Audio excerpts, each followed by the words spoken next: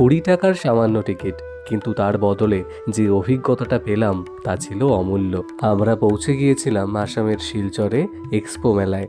কি ছিল না সেই মেলায়!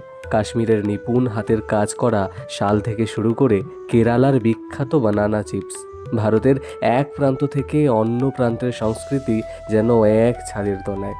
এই কাঠের কাজগুলো দেখো কি সূক্ষ্মভাবে করা। সত্যি আমাদের দেশের মানুষের হাতে জাদু আছে। প্রথমেই গেলাম কাশ্মীরি স্টলে। কি দারুণ হ্যান্ড স্টিচের কাজগুলো দেখো। দাদা দিদিকে একটা সালোয়ার কামিজের পিস আর আমাকে আমার পছন্দের একটা শাল কিনে দিল। আমি তো আনন্দে আত্মহারা।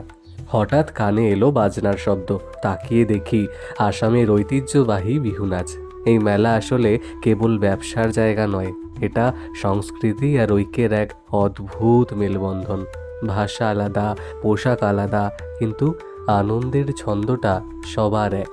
ঘোরাঘুরির মাঝে চলল পেট পুজো। দিল্লির মশালা কাবাব আর মুচমুচে ফিশ ফিঙ্গার, স্বাদ যেন মুখে লেগে থাকার মতো। দাদা আমাদের এত কিছু কিনে দিয়েছে, আর আমরাই বা পিছিয়ে থাকবো কেন? তাই আমি আর দিদি মিলে দাদার জন্য একটা সুন্দর সেরামিকের শোপিস আর কিউট একটা কুমড়ো কিনলাম। আর হ্যাঁ, আমাদের কিন্তু তানিয়া মিত্তালের মতো বাকলাওয়া খেতে দুবাইতে যেতে হয়নি। আমরা কিন্তু শিলচরের এক্সপো মেলাতেই আমরা বাকলাওয়া খেয়ে নিয়েছি। জীবন ঠিক মেলারই মতো, কত বৈচিত্র্য, কত মানুষ, কত স্বাদ। শুধু প্রয়োজন একটু সময় বের করে সেই আনন্দগুলোকে খুঁজে নেওয়ার। আজকের গল্প শোনার জন্য তোমাদের অনেক ভালোবাসা। আমাদের দেখা হচ্ছে পরবর্তী কোনো এক গল্পে।